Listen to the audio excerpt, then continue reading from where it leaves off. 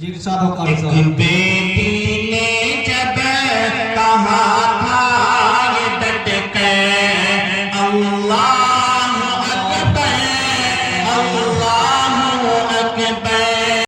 यहाँ बैठने का आप बहुत इस नाम का आपके पास कारी साहब का आखिरी शेर है, इसको बहुत ही तवज्जो के साथ समाप्त फरमाएं और अल्लाह अकबर की सदाएं ऐसी ऐसी बुलंद करें कि बातिल की ताकत के अंदर भूचाल पैदा हो जाए और बादशाह मरेदार हो रहा है। हम मुसलमान सोया हुआ नहीं है, हम मुसलमान ख्वाब गफलत की चादर को चाक करके ये उस चादर से बाहर निकल चुका है। तो इसी एतबार से हम सब के सब अल्लाह अकबर कहें। क्या नाराए तकबीर,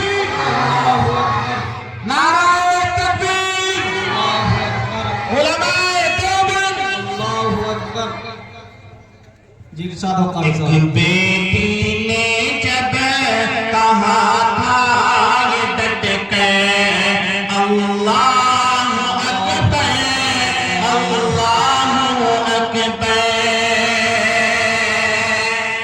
कि कैसा रहा होगा उस वक्त दो कलश के, कैसा रहा होगा उस वक्त मैंने जब सामने था दरिंदों कलश के।